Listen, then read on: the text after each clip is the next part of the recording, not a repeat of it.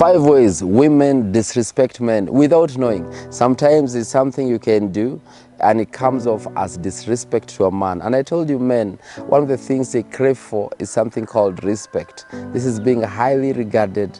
They want to feel praised at all times. Now, here are 5 ways in which you might find yourself disrespecting your husband or your partner without actually knowing.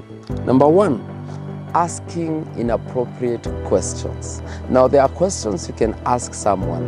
They might come off as rude, as disrespectful, and actually asking questions that they feel, oh, this person doesn't seem to value me as a person.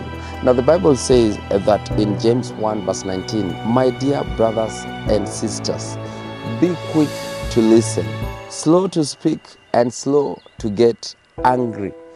Quick to listen, but slow to speak. Before you churn out anything, let it come out with wisdom, let it come out with honor, let it come out with love.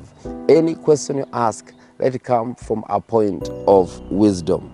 Number 2, granting permission without your husband's approval. Now, sometimes it's okay because the Bible says the two become one. But at the same time, there is a form of authority. And maybe there are things you are doing together, and it's always good to seek permission, always good to consult your partner. If you start doing things without consulting your partner, expect challenges along the way. For instance, you have a project, you're already authorizing resources, you're already telling people to go ahead with something, and your husband feels, oh my God, now she's doing these things by herself. She's not even consulting. That by itself can come off as disrespect to a partner. The Bible says in Amos 3:3, can two walk together unless they are agreed? Number 3, this one is a big one, surveillance. When you start going behind your partner's back and trying to verify some things and it's like you're always getting a surveillance camera upon your husband. The fact that he feels that you don't trust him, that's why you go through his phone at all times, you go through his emails, you want to go ask questions behind his back, this by itself, and he gets to hear things, and sometimes you are even accusing him that he did something, and he wonders, has this person been looking around and trying to see if I'm doing things the right way? This might come off as very disrespectful. The Bible says that you should trust this person. Proverbs 31 verse 11. The Bible says the heart of her husband safely trusts her, so he will have no lack of gain. Number 4, questioning reasonable requests. Now, your husband has just given some instructions, but you seem like you want to question everything. You want everything to be a confrontation. You want everything to be a debate.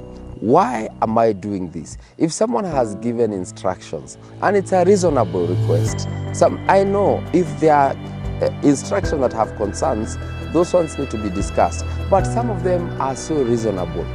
Pick this for me on your way here. Very reasonable. No, let's avoid paying this. Some things are so reasonable, but you still want to show him that he has to consult you. You have to be in agreement on everything.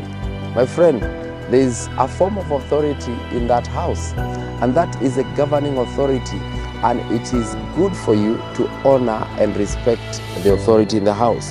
The Bible says in Romans 12 verse 1, let every soul be subject to the governing authorities.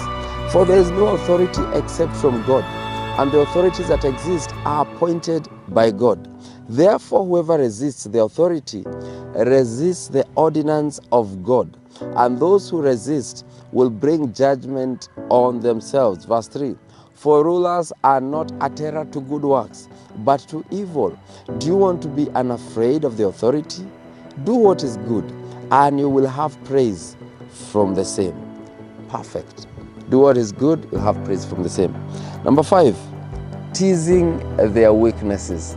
Now, this one is 50-50. There are men who will not have a problem being teased on some of their flaws, and there are some that are just light-hearted. They have no problem. If you make fun of them, if you mock them, it's still okay for them.